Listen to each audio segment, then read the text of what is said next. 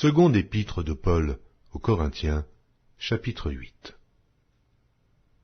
Nous vous faisons connaître, frères, la grâce de Dieu qui s'est manifestée dans les églises de la Macédoine.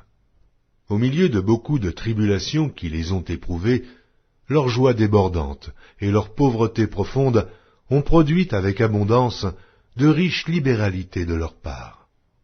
Ils ont, je l'atteste, donné volontairement selon leurs moyens, et même au-delà de leurs moyens, nous demandant avec de grandes instances la grâce de prendre part à l'assistance destinée aux saints. Et non seulement ils ont contribué comme nous l'espérions, mais ils se sont d'abord donnés eux-mêmes au Seigneur, puis à nous, par la volonté de Dieu. Nous avons donc engagé Tite à achever chez vous cette œuvre de bienfaisance comme il l'avait commencé.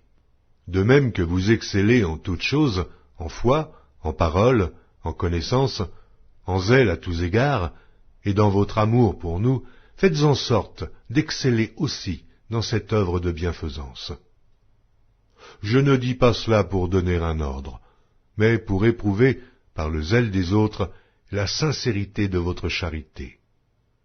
Car vous connaissez la grâce de notre Seigneur Jésus-Christ, qui, pour nous, s'est fait pauvre de riche qu'il était, afin que par sa pauvreté, vous fussiez enrichis.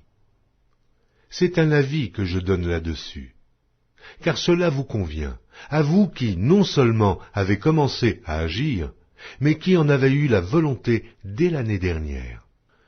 Achevez donc maintenant d'agir, afin que l'accomplissement, selon vos moyens, réponde à l'empressement que vous avez mis à vouloir. La bonne volonté, quand elle existe, est agréable, en raison de ce qu'elle peut avoir à sa disposition, et non de ce qu'elle n'a pas.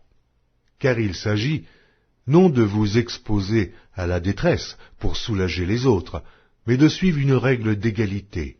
Dans la circonstance présente, votre superflu pourvoira à leurs besoins, afin que leur superflu pourvoie pareillement au vôtre, en sorte qu'il y ait égalité. Selon qu'il est écrit, « Celui qui avait ramassé beaucoup n'avait rien de trop, et celui qui avait ramassé peu n'en manquait pas. » Grâce soit rendue à Dieu, de ce qu'il a mis dans le cœur de Tite le même empressement pour vous, car il a accueilli notre demande, et c'est avec un nouveau zèle et de son plein gré qu'il part pour aller chez vous.